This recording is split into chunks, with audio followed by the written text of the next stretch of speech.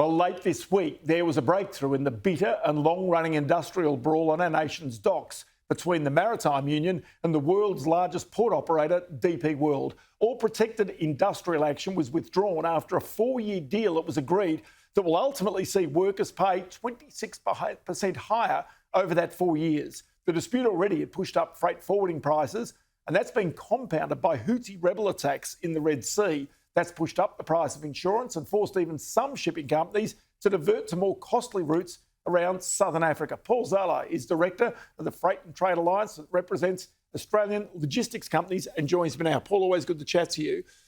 So the resolution of the dispute with DP World, that's got to be something of a breakthrough for freight forwarders, for freight, even for the costs in Australia.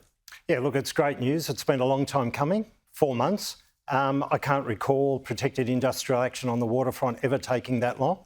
But anyway, good news, we've finally got a resolution and we can start the recovery process. OK, what does it cost Australia in terms of freight that's been held up and the costs? Because we do know that some have actually insisted on extra insurance or extra costs in order to get freight through. Look, it's very hard to measure. DP World produced a report suggesting about $84 million a week, the cost. Our figures would suggest that was quite conservative. We consistently were looking at a figure of about $20 million a day during that period.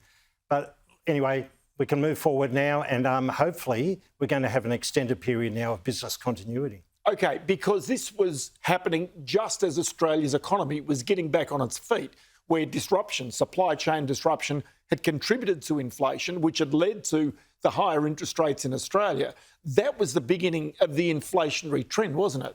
Yeah, and look, and we're still going to see that. You know, although this is a good news story, it's got its ramifications. DP World themselves estimate it'll probably take about 6 weeks to recover, and there's a whole lot of issues there. But besides that, we've got a few other factors. As you said, we've got the issues in the Red Sea. We've got the issues in the Panama. We've got drought there, and that's taking a toll there because not as many vessels can pass through that passageway.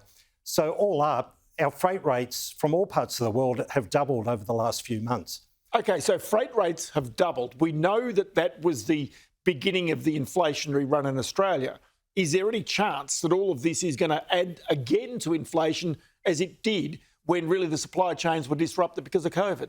Look, I think it will. So what we are seeing is that shipping lines are what we call blank sailing or cancelling schedules. So there is a reduced demand. The economic situation, not just here in Australia, but other parts of the world, is seeing less demand for goods. But what the shipping lines are doing are reducing capacity by an even greater amount. So with the reduced supply and the still reasonable level of demand, the prices are going up. OK, so what's insurance doing? Because insurance, if you're coming through the Red Sea, if you're coming through any of those areas at the moment, the Suez Canal, quite clearly the threats must be raising the insurance, which is raising the price of the freight. Oh, look, it's not negotiable now. Yeah. So a lot of the insurance companies have just declared it as a war zone, understandably, and they're just not insuring. So it's making the decision very easy for the containerised trade. All the major container lines now, as you said in the introduction, are going via the Cape of Good Hope.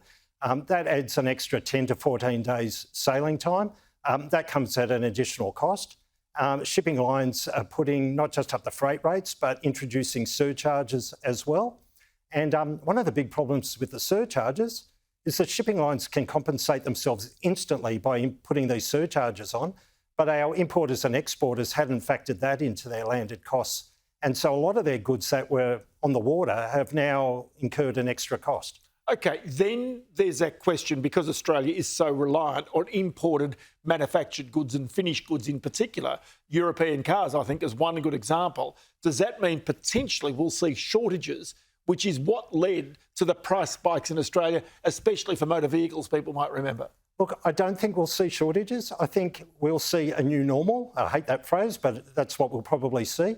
So the big problem was at the start of the hostilities in the Red Sea, a lot of the shipping lines were pausing their voyages, hoping that it was just going to be a short-lived thing and that they would be able to continue their voyages. So that caused a lot of unexpected delays.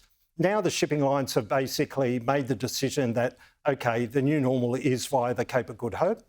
There's an extra cost, there's an extra time period, but industry will adapt to that, and it will come, they'll have to make their bookings in advance, they'll need longer lead time, they'll have to budget in higher freight costs and surcharges, but the industry will adapt to that because that, unfortunately, is the new normal for goods out of the Mediterranean and European origins. So in other words, one of the things is there's been a truce on the Australian docks between two big players, but that's relatively minor as compared with the truce that's required in the Middle East if you are to start to get these goods flowing again. Well, yeah, maybe. I think what we were experiencing here on the waterfront was a bigger issue. Yes. And like I said, it will take a period of about 6 weeks.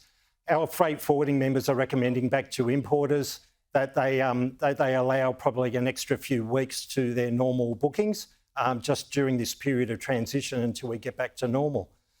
The other big inflationary pressure in the mix of all of this is DP World themselves and other stevedores are putting up their terminal access charges considerably. So DP World, as of yesterday, increased their surcharges on exporters by up to 52%. Wow. So that's also inflationary as well. I'll tell you what, there's going to be a story that'll go on. We'll come back to you again very shortly, no doubt, Paul, but many thanks for your time today. Thanks a lot, Ross.